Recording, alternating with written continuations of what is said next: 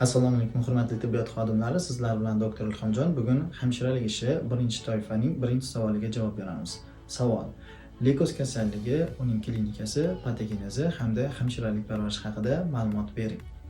Leykoz kasalligi bu qon ishlab chiqaruvchi hujayralarning suyak iligida muammosi natijasida, ya'ni ularning denkasidagi o'zgarishni hisobga qonga yosh, yetilmagan, o'z vazifasini bajara olmaydigan qon hujayralari chiqarilishni boshlaydi. Natijada insonda leykoz kasalligi yuzaga keladi. Kasallik o'tkir hamda surunkali holatda namoyon bo'ladi.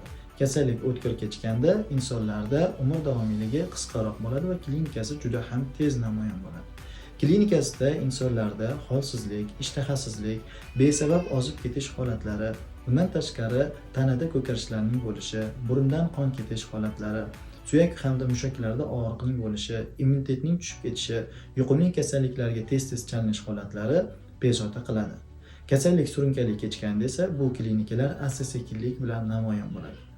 Kasallikni tekshirish uchun qondagi hujayralar, leykositlar, eritrositlar hamda trombositlar tekshirib ko'riladi.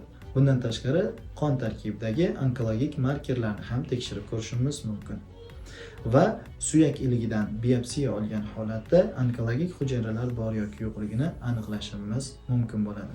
Kasallikni davolash ikki xil usulda: kimyoterapiya yoki nur terapiya orqali hamda xirurgik yo'l bilan suyak iligini transplantatsiyasi orqali bemorlarni davolashimiz mumkin bo'ladi. Parvarishda ularga xushmuomala bo'lish, kasallikdan sog'ayib ketishligi haqida ularni ishontirish hamda vitaminlarga boy bo'lgan, oqsillarga boy bo'lgan oziq-ovqat mahsulotlarini ratsionga kiritish hamda yuqumli kasalliklarga chalinish ehtimolini kamaytirish muhim omil hisoblanadi.